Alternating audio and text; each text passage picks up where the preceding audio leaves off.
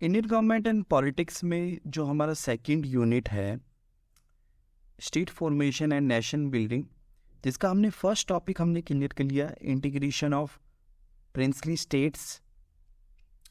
अब जो दूसरा टॉपिक है, लिंग्विस्टिक रीऑर्गेनाइजेशन ऑफ स्टेट्स, उसको आज हम करने जा रहे हैं। कि अभी तक की हमने जो चर्चा है, जो व्याख्यान में हमने यह कवर करा कि जितने भी देसी रजवाड़े थे, देसी राज्य थे, जो प्रिंसली स्टेट्स है, जो सरदार वल्लभ भाई पटेल और उनके जो सेक्रेटरी वीपी मेनन, उनके समझ बूझ से भारत को एकीकृत कर दिया गया। बहुत सारे राज्य शामिल हो गए,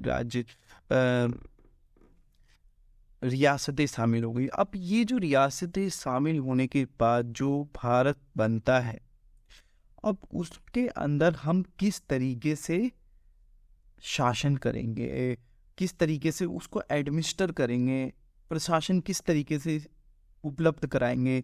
तो देखिए क्या गोल है, सबसे पहले हमें किस तरीके से एडमिनिस्टर करना है, वेलफेयर करना है। क्योंकि देखिए सबसे मेन चैलेंज यही है आज़ादी के टाइम पे। अर्थव्यवस्था आपको पता है, जो इकोनॉमी है एकदम डगमगाई हुई है। डेमोक्रेसी इतने बड़े लेवल पे किस तरीके से इस्टेब्लिश करना है, डेवलपमेंट क्या करना है, तो वेलफेयर एक बड़ा इंपॉर्टेंट पॉइंट है। उसके बाद रूल ऑफ लॉ कैसे इस्टेब्लिश करना है, रूल ऑफ लॉ, तो ये सब समस्या है। तो उन्हीं के लिए अब हमको जब भारत जो है उसको फिर दोबारा से ऑर्गेनाइज करने की ज़रूरत है। हमें जो स्टेट्स हैं, जो भारत है, उसको हमें दोबारा से व्यवस्थित करने की ज़रूरत है। तो क्या इस व्यवस्थीकरण के अंतर्गत क्या लिंग्विस्टिक एक फैक्टर हो सकता है या नहीं, या क्यों एक लिंग्विस्टिक की हम बात कर रहे हैं यहाँ पे, उन्हीं को आज हमें जानना है कि हमें किस तरीके से भारत का एकीकरण करना है, और साथ ही साथ एडमिनिस्टर करने के लिए, वेलफेयर करने के, रूल ऑफ लॉ के लिए हमें उसको रीऑर्गेनाइज करना है। तो इस यूनिट के अंतर्गत हम जो सेकंड टॉपिक है, लिंग्विस्टिक रीऑर्गेनाइजेशन ऑफ स्टेट्स, उसको आज हम कवर करने जा रहे हैं। अब देखिए, जो बहुत सारे ना पहले से ही प्रयत्न करे जा रहे थे कि हम भारत का जो राज्य है उसके अंदर हम भाषाई आधार पे हम राज्य का बंटवारा करेंगे, कि जो जैसी भाषा बोलता है हम उसको एक राज्य बना देंगे। मगर आपको ये भी याद रखना चाहिए यहाँ पे कि जो लैंग्वेज है भारत के अंदर, कोई स्टैंडर्डाइज्ड लैंग्वेज नहीं है। ठीक है, बहुत सारी लैंग्वेज है, बहुत सारी, और डायलैक्ट्स तो अनगिनत है। ठीक है, तो ये भी एक इम्पॉर्टेंट है कि जब भी एक ये पॉइंट स्टैंडर्डाइज नहीं है, स्टैंडर्डाइज करना पड़ेगा आपको। ठीक है, आप सभी जानते हैं कि भारत में जो भाषा है वो हर 4 कोस पे बदलती है, वाणी बदल जाती है, तो वो चीज़ें भी आपको एक तरफ ध्यान में। तो शुरुआती दौर में जो कांग्रेस थी, जो आज़ादी से पहले कांग्रेस का यही रुख था कि हम जो भारत के राज्य को दोबारा से रीऑर्गेनाइज करेंगे, पुनर्गठन करेंगे, तो हम उसे भाषाई आधार पे भी कर सकते हैं। ये जो मत था, ये स्वतंत्रता प्राप्ति से पहले का मत था। अब क्या है कि जब भारत आज़ाद हुआ तो क्या हम केवल और केवल ये फैक्टर, जो लैंग्वेज फैक्टर है, क्या हम इसको आगे बढ़ा सकते हैं? अब देखिए यहाँ पे जो कांग्रेस जो टॉप लीडर है, हम यहाँ पे कांग्रेस की बात क्यों कर रहे हैं, क्योंकि Congress is the only voice that India can hear. कि जो कांग्रेस है वही एक ऐसी वॉइस है, एक ऐसी आवाज़ है जिसे पूरी भारत उसको सुन सके। तो कांग्रेस की बात यहाँ पे करना बहुत ज़रूरी है, क्योंकि वहाँ पे इस टाइम पे कांग्रेस के लीडर्स को ये डर लगने लगा कि अगर हम लैंग्वेज को एक फिनोमिना मान के भारत के राज्यों का पुनर्गठन कर देंगे, तो क्या हमारी इससे यूनिटी एंड इंटीग्रिटी, क्या हम इससे जो हमारी एकता और अखंडता, क्या खतरे में नहीं आएगी? ये क्वेश्चन उनके मन में आ गया। तो उन्होंने बोला कि नहीं, लैंग्वेज एक सोल मोटिव फैक्टर नहीं रहेगा। ठीक है, तो यहाँ पे कन्फ्लिक्ट पैदा होना स्टार्ट हो गया स्टेट लेवल पे, क्योंकि बहुत सारे राज्य थे जो यही मान रहे थे कि भाषा के आधार पे रीऑर्गेनाइज होगा भारत। तो यहाँ पे ये चीज़ हमें समझना जरूरी है कि यहाँ पे दो कमिटी या दो बॉडी को सेटअप करा गया कि the requirement of the division of states based on the language of the folk, है ना, कि जो भाषाई आधार पे क्या हम विभाजन कर सकते हैं या नहीं कर सकते, उसी को ध्यान में रखते हुए आगे जब हम करते हैं तो सबसे पहले जो कमिटी स्टैब्लिश हुई, जो कमीशन स्टैब्लिश हुआ, वो हुआ एसके थर कमीशन। ये इंपॉर्टेंट पॉइंट है सबसे पहला। वहीं पे इसको दूसरे नाम से भी जाना जाता है linguistic provinces commission, establish by government, Indian government 1948। क्या बोला गया कि इसको reorganisation of states based on linguistic criteria, इसके ऊपर अपना पॉइंट ऑफ व्यू देना है, इसके ऊपर आपको अपना रिकमेंडेशन देना है। तो जो एसके धर कमीशन है उसका यही सोल मोटिव था कि to investigate the possibility of reorganisation of states based on language. ठीक है, तो रीऑर्गेनाइजेशन ऑफ स्टेट्स को देख रहा था कि क्या ये लैंग्वेज के बेसिस पे पॉसिबल है या नहीं है। The commissions report was submitted December 1948, और यहीं पे जो कमीशन का जो मत था वो एकदम क्लियर कट में ये था कि लिंग्विस्टिक्स को हम एक सोल क्राइटेरिया नहीं मान सकते, क्योंकि अगर हम लैंग्वेज की बात करेंगे तो हो सकता है कि बहुत राज्यों में उनके अंदर एक विचार आ जाए कि नहीं, वो सेग्रीगेशन की भावना आ जाए, जिससे भारत की जो एकता और अखंडता है वो कहीं ना कहीं धूमिल ना हो जाए या फिर उसको एक चुनौती ना मिले। तो एसके धर कमीशन ने सिंपल क्लियर कट यही बोला कि हम भाषाई आधार पे नहीं करेंगे। अब जब ये जो कमीशन की जितनी भी रिकमेंडेशन थी, इसलिए ये बहुत बड़े लेवल पे कंट्रोवर्सी लेके आ गया। क्या हुआ, जिससे क्या हुआ, इस कंट्रोवर्सी को सॉल्व करने के लिए ये जो जितना भी रिकमेंडेशन आया, क्योंकि देखिए जो एसके धर जितना भी कमीशन ने जितना भी रिकमेंडेशन करा, जो हमारी कॉन्स्टिट्यूएंट असेंबली में जितने भी जिस तरीके से हमारे को राज्य का निर्माण करना था ABCD लेवल पे, उसी को एज इट इज़ लिमिटेड कर दिया कि नहीं, हम लैंग्वेज के आधार पे नहीं करेंगे इसको। जो कॉन्स्टिट्यूएंट असेंबली ने जो प्रिस्क्राइब करा है, जो फैक्टर्स, हम उस आधार पे करेंगे। तो उसी कंट्रोवर्सी से लेकर कि जो ये रिकमेंडेशन आया, तो फिर एक JVP कमेटी, जो दूसरी कमेटी है, इंपॉर्टेंट है, JVP कमेटी, जिसमें क्या है, जवाहरलाल नेहरू, वल्लभ भाई पटेल एंड पिताबी सिवतारामैया। तो जो धार कमेटी ने जो रिकमेंडेशन दिया था कि रीऑर्गेनाइजेशन ऑफ स्टेट किस तरीके से होना चाहिए, ये 4 चीज़ों पे बेस्ड होना चाहिए। इन चीज़ों पे बेस्ड होना चाहिए, जैसे एडमिनिस्ट्रेटिव कन्वीनियंस, दूसरा क्या है, रेदर देन लिंग्विस्टिक कंसिडरेशन, कि ये जो एडमिनिस्ट्रेटिव कन्वीनियंस है ना, तो उस आधार पे होना चाहिए एडमिनिस्ट्रेटिव कन्वीनियंस। ये हमारा फैक्टर्स होना चाहिए कि यहाँ पे है प्रशासनिक सुविधा, हमारा एक फैक्टर होना चाहिए, ना कि लैंग्वेज। ये ध्यान रखेगा। तो लैंग्वेज को इन्होंने नहीं बोला कि नहीं, हम जो प्रशासनिक तौर पे जो सुविधा है उस आधार पे भारत के राज्य का पुनर्गठन होना चाहिए। उसके बाद जो कमीशन है उसने ये 4 फैक्टर्स बताए रीऑर्गेनाइजेशन।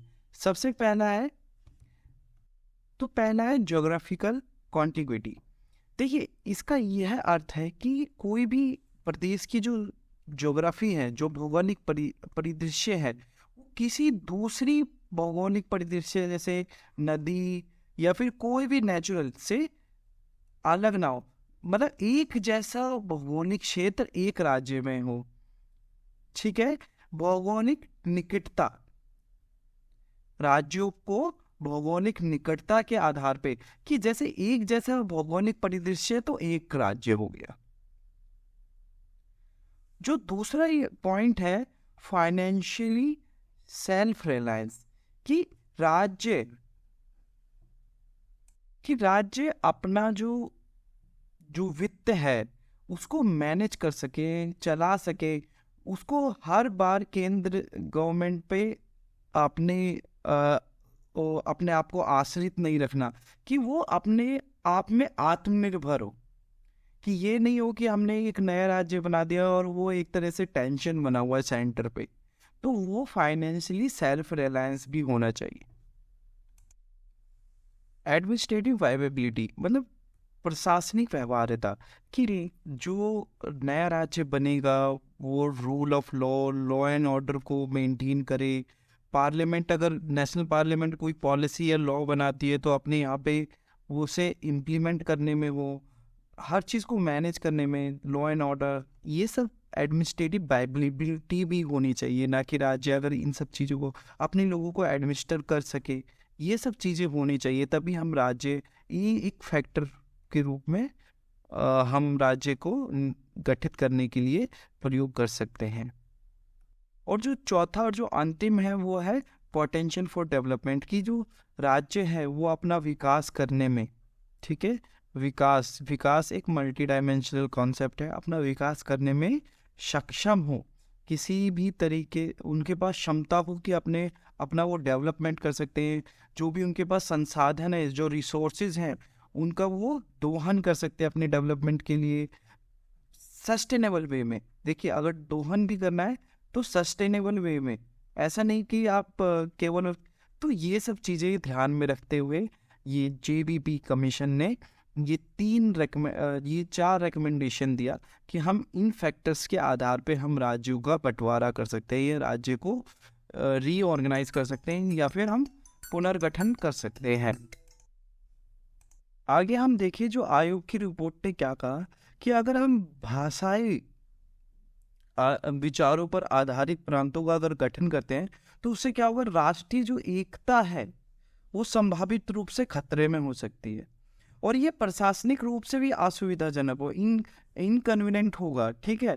तो ये जो फैक्टर था लैंग्वेज के बेस पे कि हम राज्य का, तो ये शुरुआती जो 2 कमेटी थी, एस के धर और JVP, इन कमेटी ने लैंग्वेज को एक एज अ फिनोमिना नहीं माना, कि एज अ एक फैक्टर नहीं माना, मगर JVP कमेटी ने ये बोला कि हाँ हम कंसिडर कर सकते हैं, ठीक है, उतना एकदम क्लियर कट में नहीं, मगर बोल सकते हैं कि हम कंसिडर कर सकते हैं, ठीक है।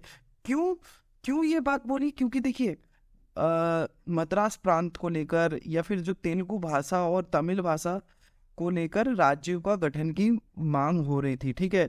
दोनों में विरोध हो रहा था कि राज्य का गठन होना चाहिए तेलुगु भाषा के लिए। तो उन सबको ध्यान में रखते हुए JVP कमीशन ने थोड़ा साइलेंट होके यही बोला कि हम सोच विचार कर सकते हैं कि हाँ हम भाषा आधार पे कर सकते हैं, मगर जो रिपोर्ट का जो रिकमेंडेशन था, जो रिपोर्ट स्टेट करती है, वो क्या बोलती है कि the formation of the provenance based solely on linguistic consideration could potentially threaten national unity, ठीक है। अगर केवल और केवल हम भाषाई आधार पे अगर करके चले ना, तो ये जो हमारी एकता है राष्ट्रीय, वो खतरे में है, ठीक है। अब देखिए जो धर कमीशन की जो रिपोर्ट है ना, एक माइलस्टोन है, एक महत्वपूर्ण, एक मील का पत्थर था। क्यों? क्योंकि जो इन्होंने रीऑर्गेनाइजेशन की बात करी राज्यों की, क्या बोला कि the importance of administrative consideration in the reorganisation of state, ये बहुत इंपॉर्टेंट पॉइंट है कि जब भी हम रीऑर्गेनाइज करेंगे राज्य का, तो हमें हमेशा ये फैक्टर को मेन फैक्टर मान के चलना है, administrative consideration in reorganization of state. The report also emphasized the need to prioritize national unity over linguistic consideration. हमें इन्होंने साफ क्लियर कर दिया कि हमें नेशनल यूनिटी सबसे ज़्यादा इम्पोर्टेंट है, ना कि हमें लिंग्विस्टिक कंसिडरेशन लैंग्वेज के आधार पे जो राज्यों की मांग कर रहे हैं, और somehow they will threaten national unity अगर हम प्योरली लैंग्वेज बेस पे अगर हम राज्य बना देते हैं। अब देखिए, जो थर कमीशन है उसने जो सुझाव दिए ना, वो जो संविधान सभा में जो सुझाव दिए गए थे उन्हीं का एक अनुरूप है। उसी रूप में उन्होंने भी बोला कि हम 4 श्रेणियों में राज्य को विभाजित करेंगे, कैटेगरी 1, कैटेगरी 2, कैटेगरी 3, कैटेगरी 4। धर कमीशन ने भी उसी स्वरूप में इसको अपनाया। तो जो पहला श्रेणी है इसमें क्या है, विधान परिषद के गठन का प्रावधान था। ठीक है, इस वर्ग में Assam, Bihar, Mumbai, Madhya Pradesh, Madras, Orissa, Punjab, united province and Paschim Bangal सम्मिलित थे। ठीक है, जिनमें विधानसभा या विधान परिषद। जो दूसरी श्रेणी है राज्यों की, इस वर्ग में ब्रिटिश काल की शाही रियासतों को सम्मिलित किया। जितने भी हमारे देसी रियासतें हैं, इन रियासतों के महाराजाओं को राज प्रमुख का नाम दिया गया। इनमें मध्य भारत, कोचीन, विंध्य प्रदेश, राजस्थान, मैसूर, सौराष्ट्र, हैदराबाद आदि राज्य शामिल थे। जो सेकेंड वाले में जितने भी देसी रियासतें थी। ठीक है, और जो सी कैटेगरी है, जो सी श्रेणी है, चीफ मिनिस्टर, जो चीफ कमिश्नर द्वारा शासित प्रांतों को रखा गया। इसमें प्रमुखता अजमेर, भोपाल, बिलासपुर, कुर्ग, दिल्ली, हिमाचल प्रदेश, कच्छ, मणिपुर, त्रिपुरा तथा कूच बिहार सम्मिलित थे। ठीक है, इन 4 श्रेणियों में बांटने का करा और उसी श्रेणियों को आगे एक्सटेंड कराया। तो ये एसके धर कमीशन के जो सजेशंस थे रीऑर्गेनाइजेशन ऑफ स्टेट्स, वो कुछ इस प्रकार हैं। सबसे पहले में क्या है, जो विधानसभा और विधान परिषद जहाँ पे गठन करा जाएगा, असम, बिहार, मुंबई, मध्य प्रदेश, उड़ीसा, पंजाब, यूनाइटेड प्रोविंस, पश्चिम बंगाल। दूसरी श्रेणी में जितने भी रजवाड़े वाले देश थे जिनसे हमने इंस्ट्रूमेंट ऑफ एक्सेशन पे साइन करवाया था, ठीक है, मर्जर एग्रीमेंट पे साइन कराया था, तो वो फर्स्ट वाले में ही चले जाएंगे। तो इंस्ट्रूमेंट ऑफ एक्सेशन, फिर चीफ कमिश्नर वाले प्रांतों को रखा गया, जिसमें अजमेर, भोपाल, बिलासपुर, कुर्ग, दिल्ली, हिमाचल, ये सब इत्यादि शामिल थे। और चौथी श्रेणी में अंडमान निकोबार के सभी द्वीपों को रखा गया। ये मोटा मोटी ये एसके धर कमीशन के रिकमेंडेशन थी। इस तरीके से हमें 4, और देखिए जो मेन जो आइडिया है किस बेस पे, एडमिनिस्ट्रेटिव कंसिडरेशन, इस बेसिस पे होना चाहिए, ना कि लैंग्वेज एक फैक्टर नहीं होगा। तो फिर जो जेबीपी कमीशन था वो यही था कि इसने एनालाइज करा जितना भी रिकमेंडेशन दिया था। ठीक है, क्योंकि जो धर कमीशन था उसने लैंग्वेज को क्राइटेरिया नहीं माना। इन्होंने उनके रिकमेंडेशंस को एनालाइज करा और अपनी रिपोर्ट सौंपी कि भाषा आधार पे राज्य का निर्माण होगा या नहीं होगा। वो जैसा कि हमने देखा कि 4 क्राइटेरिया उन्होंने दिया, geographical contiguity, financially self reliance, third is administrative viability, potential for development, ये 4 क्राइटेरिया दिया। उसके बाद देखिए, अगर हम the primary objective of the JVP committee was to evaluate whether it was suitable to divide states in India on the basis of language, कि क्या हम भारत के राज्य को भाषा के आधार पर डिवाइड करें। तो मोटा मोटी तौर पे तो इन्होंने भी मना कर दिया था जेबीपी कमीशन ने, मगर इन्होंने बोला था कि हाँ हम कुछ राज्यों की मांग को मान सकते हैं। क्योंकि देखिए प्रॉब्लम ये हो जाएगा अगर ये खुल के अगर समर्थन कर देते कि language is a sole criteria for dividing the states और सेग्रीगेटिंग द स्टेट्स, तो लैंग्वेज फिर बहुत सारी है, एक लैंग्वेज नहीं है। जैसे मैंने शुरुआती लेक्चर में बोला, एक लैंग्वेज नहीं है, भारत के अंदर केवल 4-5 भाषा ही नहीं है। अभी आज की डेट में देखोगे तो नेशनल लैंग्वेज 22 है ना। आधिकारिक भाषा हिंदी और इंग्लिश है। Official language of India is Hindi.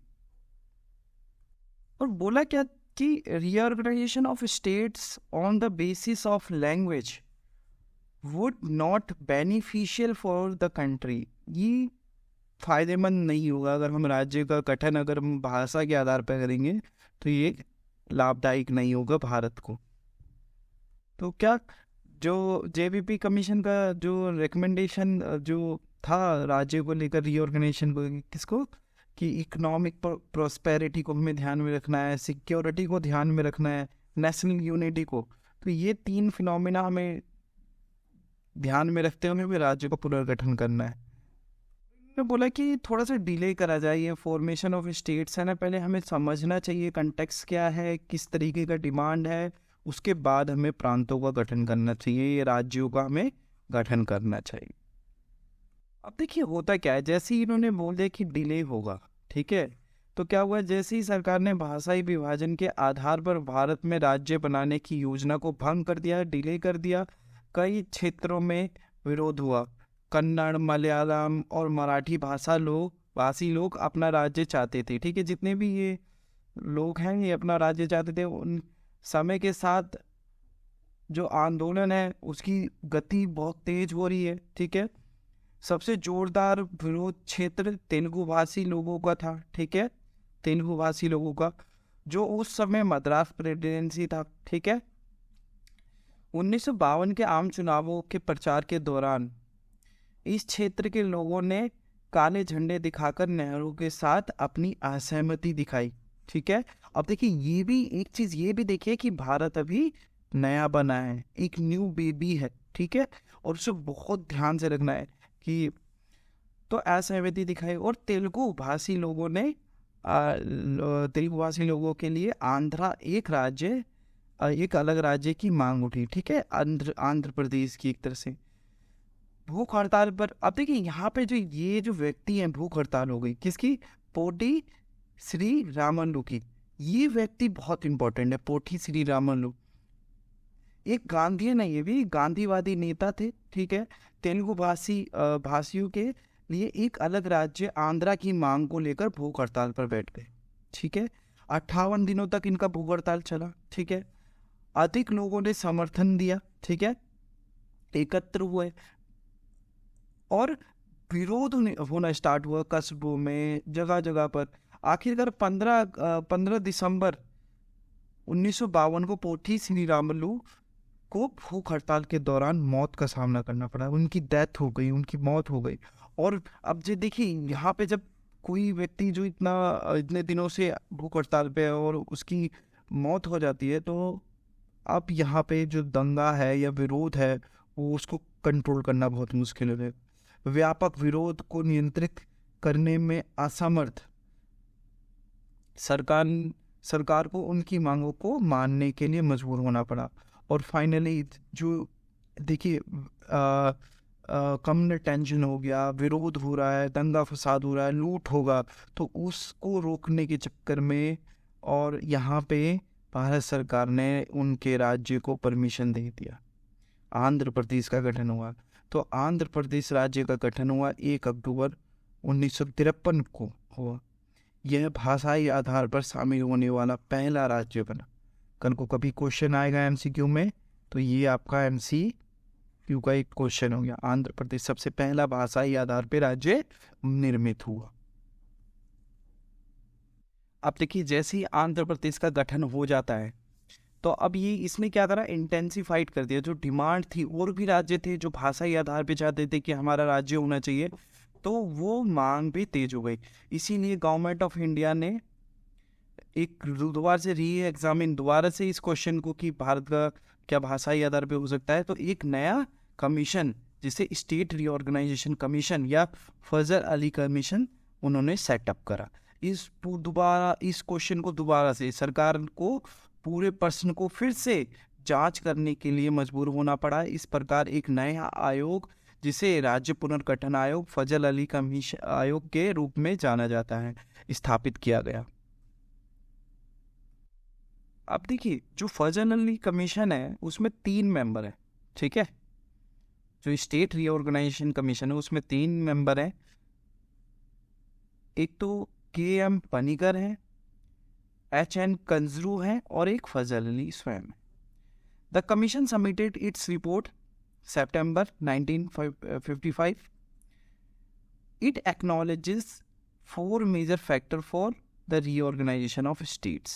ठीक है, 4 इंपॉर्टेंट फैक्टर्स उन्होंने बताया कि इस बेसिस पे होगा।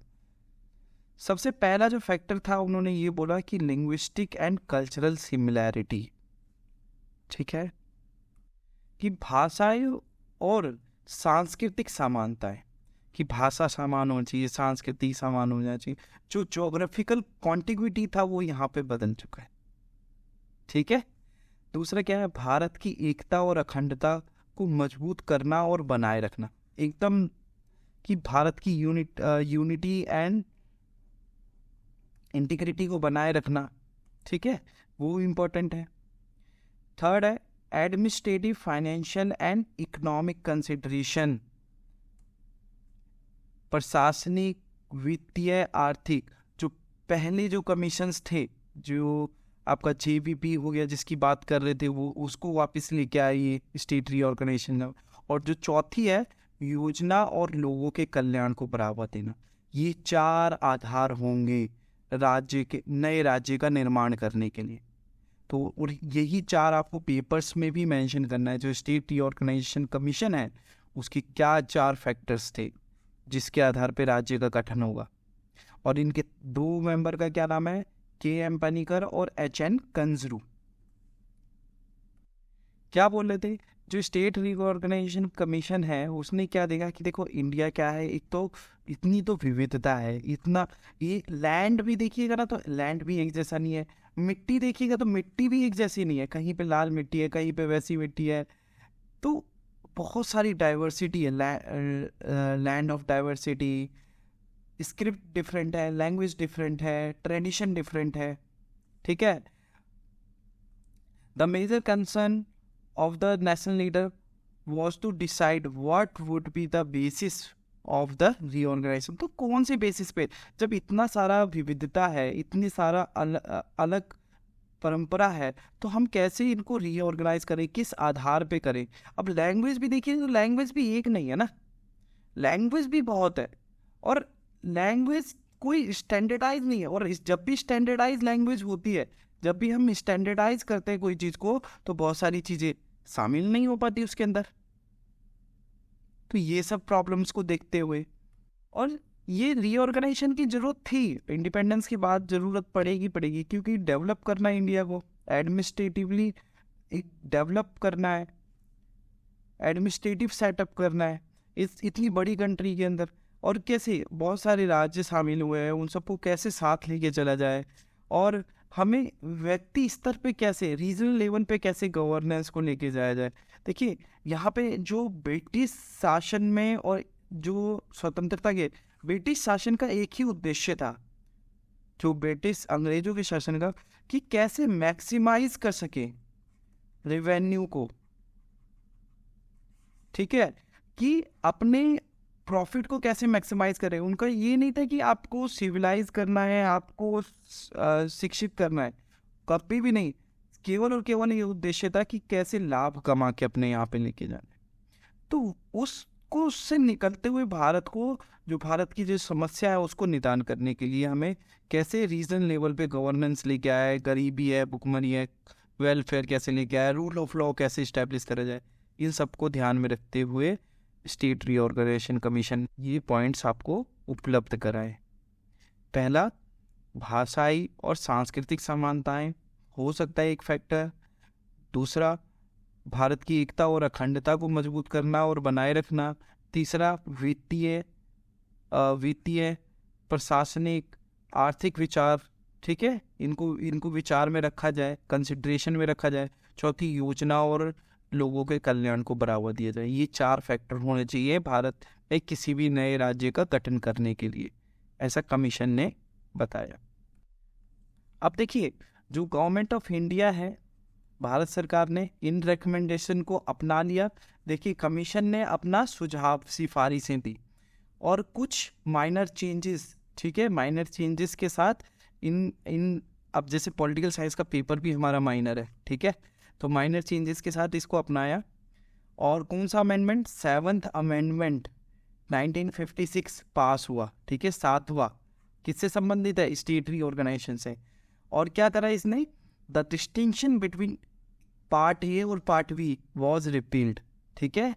जो हमने देखा, धर कमीशन बात कर रहा था, category A, category B, category C, जो पार्ट ए और बी के बीच में जो राज्यों का अंतर था उसको सीधा क्या कर दिया, निरस्त कर दिया गया। और पार्ट सी राज्यों को समाप्त कर दिया, कि जो चीफ कमिश्नर वाले जो स्टेट जो प्रोमिनेंस थे, जो राज्य थे या फिर जो जगह थी, जो लैंड था, उसको ख़त्म कर दिया गया, ठीक है। तो ये ध्यान रखिएगा, ए और बी को मर्ज कर दिया, ठीक है, जो अंतर था उनके बीच में डिफरेंस था, और सी पार्ट को एकदम समाप्त कर दिया। की बात देखें, कुछ राज्यों को निकटवर्ती राज्य में मिला दिया गया, जो अगल बगल के राज्य थे, जबकि अन्य को केंद्र शासित प्रदेशों के रूप में नामित किया गया था, ठीक है। मूल संविधान में केंद्र शासित प्रदेश शब्द नहीं था। अब देखिए, ये एक इम्पॉर्टेंट पॉइंट है आपका, ठीक है, यहाँ पे लिखा हुआ है, the term union territories was not there in the original constitution, ठीक है, ये शब्द नहीं था, ठीक है। इसे पहली बार 7वें संविधान संशोधन द्वारा पेश किया गया, ठीक है। जो ये वर्ड कहाँ से आया, 7th कॉन्स्टिट्यूशनल अमेंडमेंट, आपका यूपीएससी का भी एक क्वेश्चन बन सकता है, ठीक है, स्टेट पीसीएस का भी।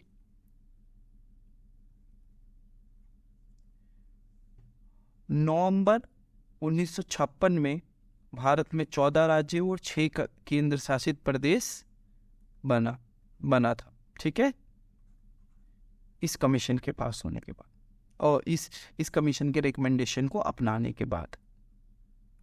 आगे हम देखते हैं कि जो स्टेट रीऑर्गेनाइजेशन कमीशन है, उसके मेजर रिकमेंडेशंस की बात करते हैं बहुत।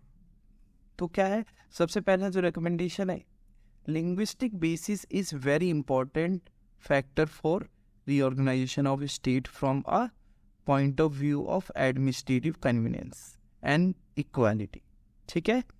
तो भाषा से संबंधित दृष्टिकोण राज्य के पुनर्गठन के लिए एक अत्यंत महत्वपूर्ण कारक है, परंतु एकमात्र कारक नहीं है, ठीक है, इंपॉर्टेंट है, मगर नॉट ओनली दिस फैक्टर नहीं है, ठीक है।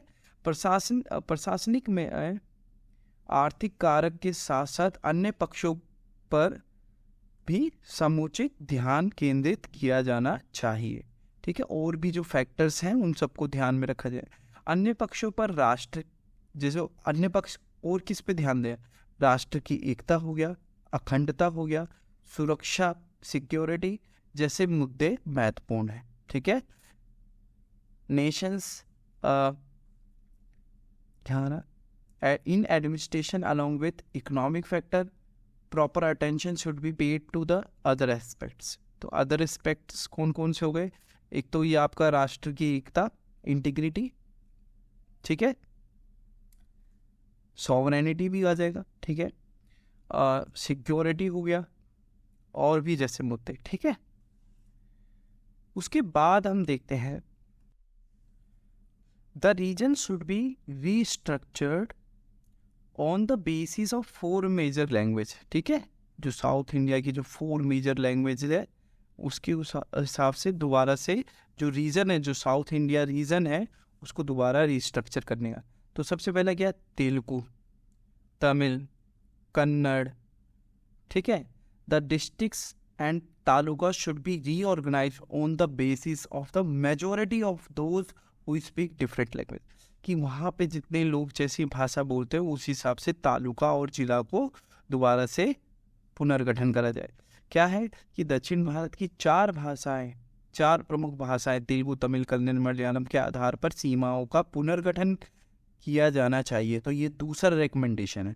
और जिला व तालुका में अलग अलग भाषाएं बोलने वाले का बहुमत पर आधारित पुनर्गठन किया जाना चाहिए।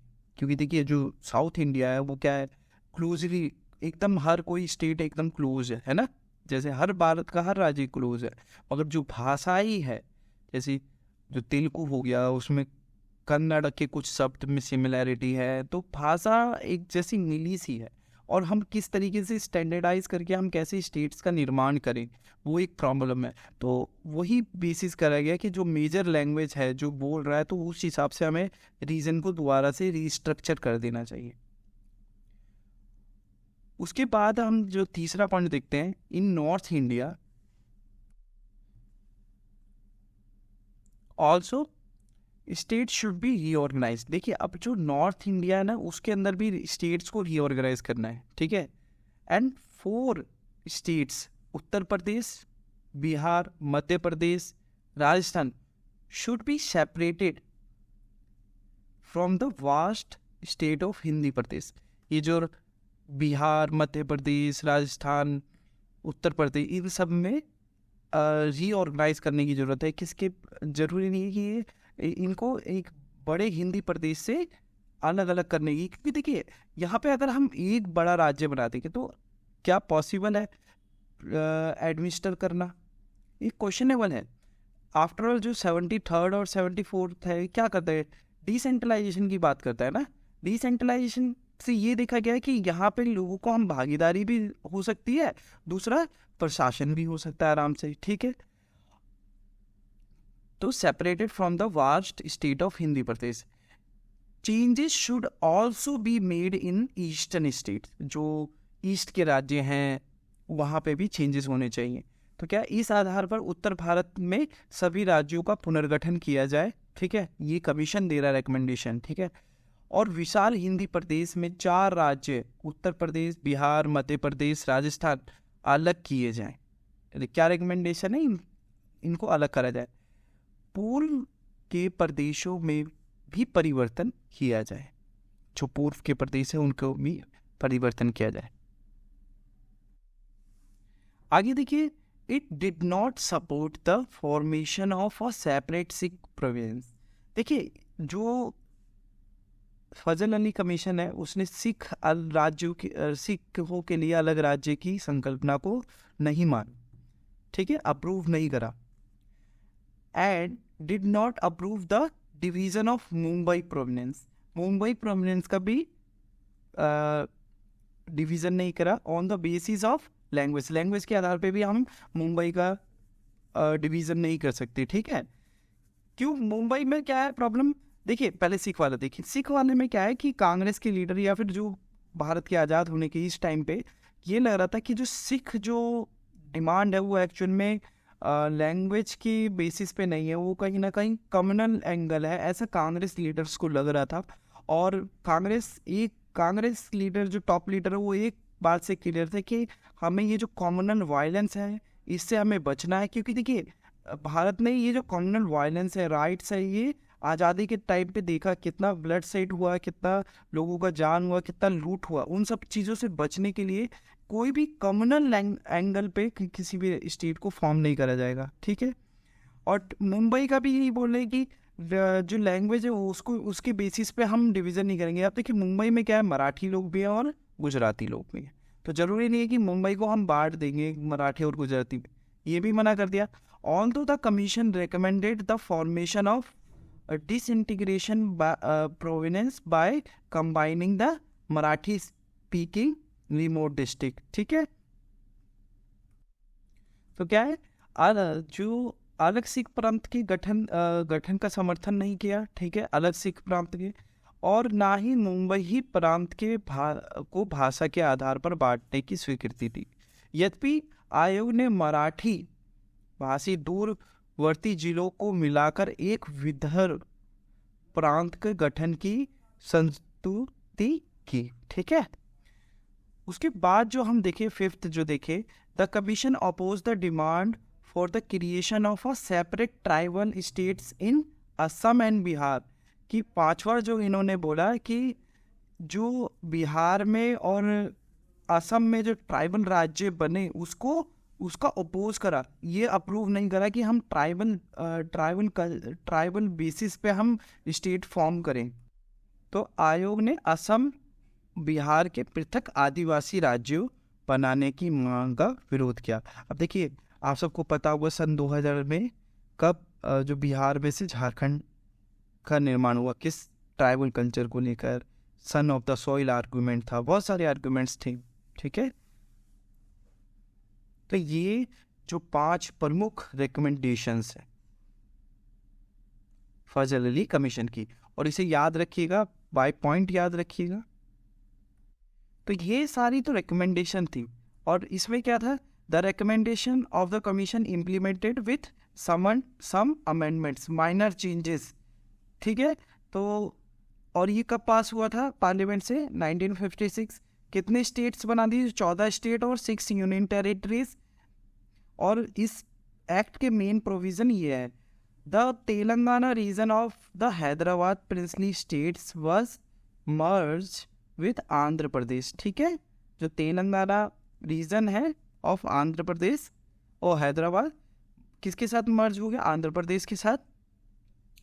हैदराबाद रियासतों को तेलंगाना क्षेत्र आंध्र प्रदेश में मिला दिया गया। ठीक है, उसके बाद Kerala was formed by combining the old Madras presidency Malabar district with the Travancore Cochin region. ठीक है, केरला को कैसे फॉर्म करा गया, मालाबार प्रेसिडेंसी और ट्रेवनकोर कोचिन रीजन को मिलाकर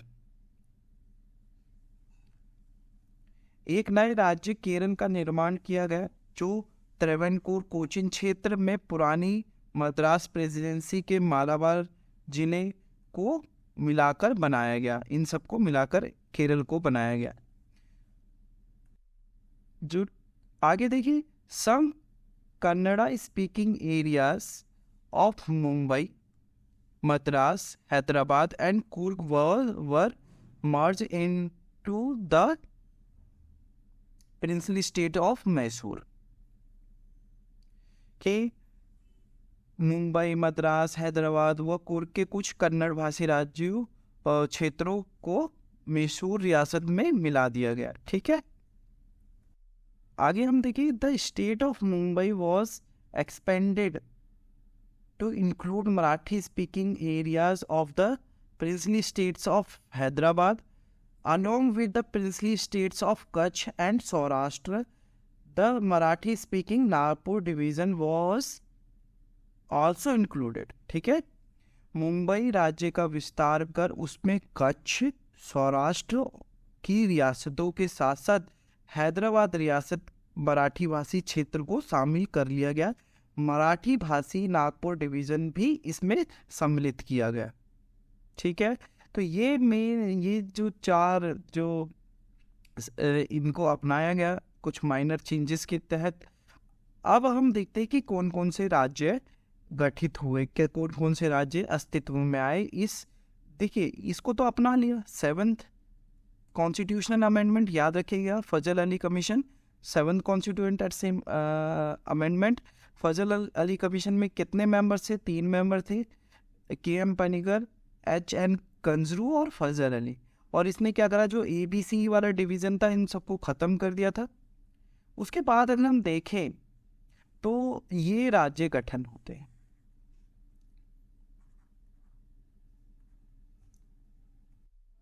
जो 1956 के राज्य पुनर्गठन अधिनियम द्वारा निम्न राज्य संघ का गठन किया गया, तो उसमें आंध्रा आ गया।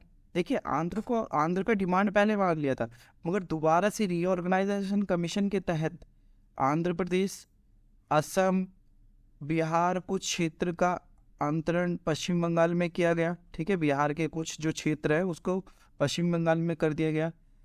और मुंबई को 2 भागों में 1960 में विभाजित करके महाराष्ट्र व गुजरात में विभाजन। ठीक है, जम्मू एंड कश्मीर, केरल, मध्य प्रदेश, मध्य भारत और विंध्य प्रदेश व भोपाल राज्य को मिलाकर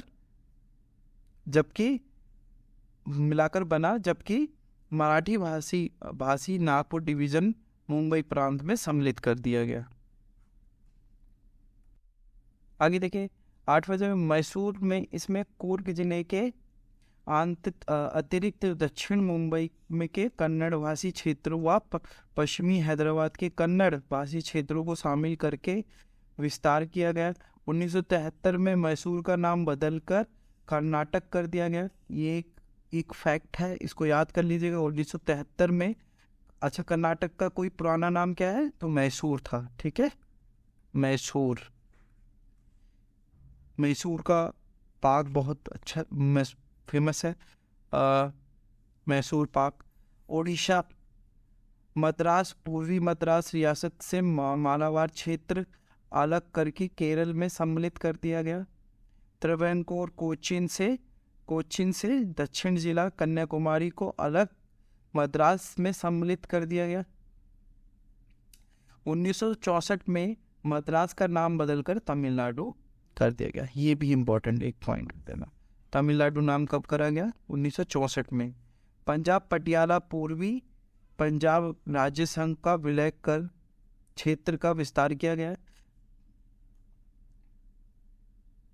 तो जो पंजाब है, पटियाला और पूर्वी पंजाब राज्य संघ का विलय करके इस क्षेत्र का विस्तार किया गया।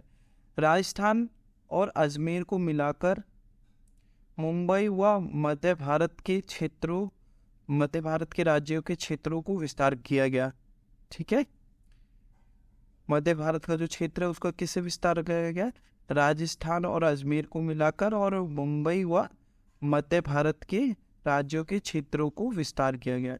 पश्चिम बंगाल, उत्तर प्रदेश, ये 1956 के राज्य पुनर्गठन अधिनियम के द्वारा निम्नलिखित राज्यों का गठन किया गया।